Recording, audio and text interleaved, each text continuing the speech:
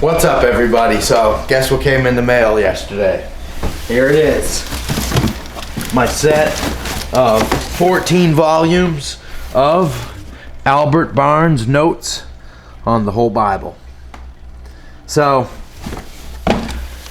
I've always wanted Albert Barnes' notes. The actual book, what I have is his commentary on my eSword.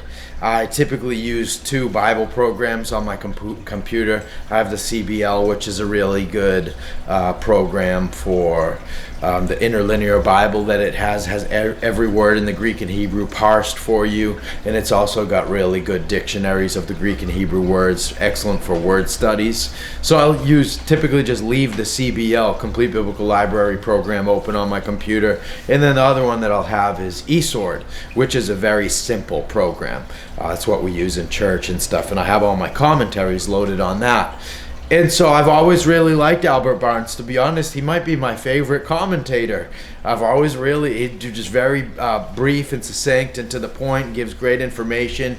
So I've always really liked Albert Barnes and thought, I might as well pick up these books, because the thing is, I belong to this group on Facebook, and people will it's just to sell theology books.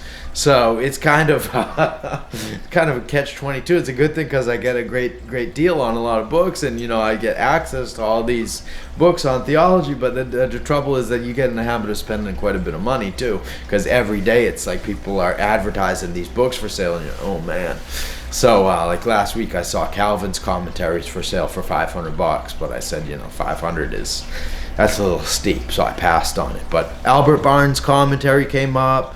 14 volume set for $100 delivered, shipped to my house. I said I'll jump on that, and so I picked it up.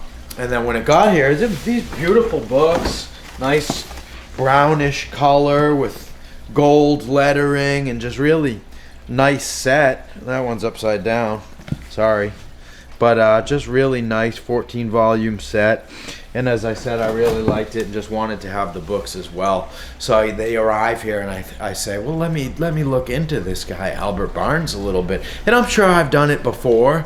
I know I've done it before, and I've looked into pretty much most of the commentators that I read. I know that Adam Clark, for instance, is this free will, sinless perfection disciple of Charles Wesley, John and Charles Wesley, the Wesley brothers. I go, oh my goodness. So whenever I read Adam Clark, that's always in the back of my mind. Maybe he's got some good information, bright guy and stuff, but a little out there. But I always thought Albert Barnes was pretty sound, and then all of a sudden I start researching him a little bit last night.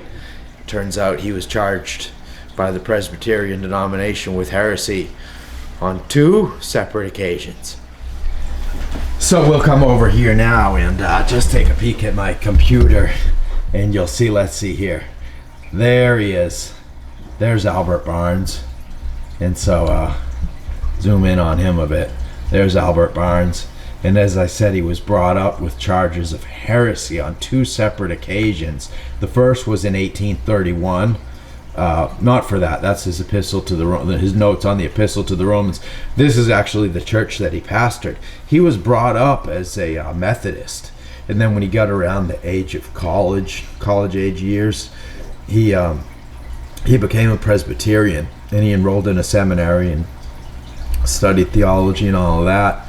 And then he became the pastor of a Presbyterian church. That's the first Presbyterian church in Philadelphia where he pastored, and it's actually this sermon here that he preached prior to 1831, but he was brought up by the board of the Presbyterian denomination for charges of heresy due to this sermon that he preached, which was titled The Way of Salvation. And it was essentially because he was teaching that against the doctrine of original sin. So I don't have much of a problem with that, because I don't really believe in the doctrine of original sin either. And so he had made this statement and affirmed his belief that man sins when he makes his first moral act. So essentially he was teaching an age of accountability, in that babies aren't necessarily sinners until they can decipher right from wrong and understand the law.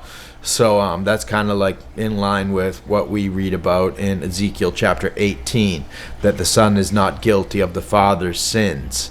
And so, that was one of the big things, but that's, goes hand in hand with the Presbyterian faith and covenant theology.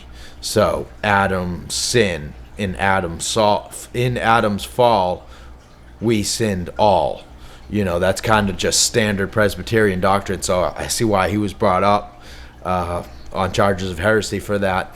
And, that was, I guess, kind of the lesser charge in 1831. Later in 1835, it was more because of what he wrote here in this one, in his, let's see if I can find it again, in this notes on Paul's epistle to the Romans. And it was in that work, it was really in that work where he began to preach more of a free will type of a gospel. And he was questioned as well for preaching like an unlimited atonement. And so saying that Christ didn't specifically die for anyone. So really calling into question the doctrine of the limited atonement. And so it turns out maybe Albert Barnes turned into some type of like 4-point Calvinist. And who knows what type of confusion he had later in life. So, of course, as soon as I started reading all this stuff about the 2 charges of heresy and looking into it and all this, I started, reading the commentary. I'm like, how can this be? I've been reading Albert Barnes' commentaries for years. There's no way Albert Barnes believes in free will. So, I see that it's about his notes on Paul's epistle to the Romans. So immediately I go to Romans 8, the golden chain, verses 28 through 30, and Romans 9, and I'm looking at, no, he's no problem with anything he said. I go over to John 6:44, and I'm looking at all these passages. I didn't really find anything in his commentary. So perhaps the commentary was written at a different point in time. Maybe he later published his book. That was what brought about the second charges in 1835, was when he published his book, his notes on Paul's epistle to the Romans. That was essentially what got him into a lot of hot water. But again, I've never really seen that in his commentary. So I'm not gonna throw the commentaries out with trash or anything like that. I'm still glad that I have that box of Albert Barnes' 14-volume set, notes on the whole Bible, even though he was charged with heresy twice.